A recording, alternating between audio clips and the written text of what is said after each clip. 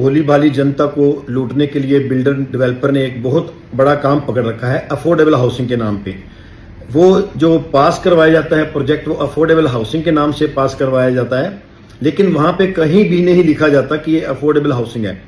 आप जो भी इन्वेस्टर जो भी प्रॉपर्टी लेने के लिए आता है, कृपया किसी भी प्रोजेक्ट में आप जाते हैं, खासतौर पे फ्लैट के अंदर आप देखें, अगर आपको वो छोटा लगे, एरिया के कमरे भी छोटे हैं, डाइनिंग भी छोटा है, तो वो अफोर्डेबल हाउसिंग है। और एक जो 1-2 एकड़ में 3 एकड़ में होती है, ज्यादातर वो अफोर्डेबल हाउसिंग ही है।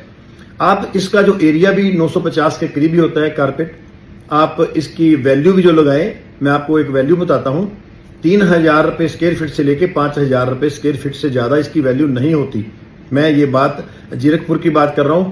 ऐसे आप अपने पूरे इंडिया में अपने शहर के मुताबिक, एरिया के मुताबिक रेट तय करें, लेकिन जो जनरल पास होते हैं और अफोर्डेबल हाउसिंग में रेट का बहुत ज्यादा डिफरेंस होता है, लगभग आधे के करीब फर्क होता है। जीरकपुर में बहुत सी सोसाइटियां, बहुत से बिल्डर अफोर्डेबल हाउसिंग के नाम से प्रोजेक्ट बना रहे हैं, लेकिन बेच कुछ और रहे हैं। मैंने आरटीआई डाली, आज लगभग 2 साल हो चुके हैं, मुझे आरटीआई का जवाब नहीं दिया जा रहा। मैंने यहाँ पे अटलांटिस ग्रुप जो जीरकपुर में काम कर रहा है, उसकी आरटीआई मांगी थी कि इनके पास 1 एकड़ लैंड थी या 2 थी, जैसे थी, इनके सारे प्रोजेक्ट अफोर्डेबल हाउसिंग में है या इनकी मुझे मास्टर फाइल दी जाए। आज 2 साल से अटलांटिस ग्रुप जो जीरकपुर में चल रहा है, उसकी मेरे को मास्टर फाइल नहीं दी जा रही। वो मुझे शक है कि वो सब कुछ अफोर्डेबल हाउसिंग है, लेकिन बेच कुछ और रहे हैं।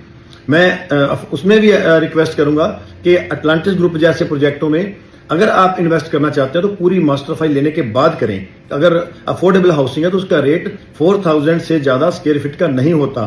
मैं इसके लिए एसबीपी की तारीफ जरूर करूंगा कि उन्होंने डेराबस्सी में जब स्टार हिल बेचा तो बड़े बड़े होर्डिंग लगाए, साथ में ये लिखा था कि ये अफोर्डेबल हाउसिंग है। तो मैं प्रशासन से भी ये निवेदन करूंगा कि जिसको आप अफोर्डेबल हाउसिंग का लाइसेंस देते हैं, अप्रूव करते हैं, वहां उनको एक हिदायत दी जाए, निर्देश दिया जाए कि आपने प्रोजेक्ट के आगे अफोर्डेबल हाउसिंग लिखना है, ताकि लोगों को धोखा ना हो सके।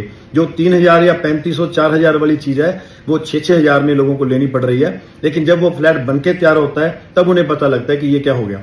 मान लो 1800 स्क्वायर फीट है, असल में वो 900 स्क्वायर फीट ही होता है। कृपया अफोर्डेबल हाउसिंग का पूछ के ही प्रोजेक्ट में लगाएं। और खासतौर पर मैं अटलांटिस ग्रुप की इसलिए बात कर रहा हूं कि 2 साल से मैं आरटी मांग रहा हूं कि ये अफोर्डेबल हाउसिंग है या नहीं, या पूरे प्रोजेक्ट की मास्टर फाइल दी जाए, लेकिन मेरे को नहीं दी जा रही, तो मुझे कुछ शक महसूस हुआ। आप लोगों को भी मैं इस चेत कर रहा हूं।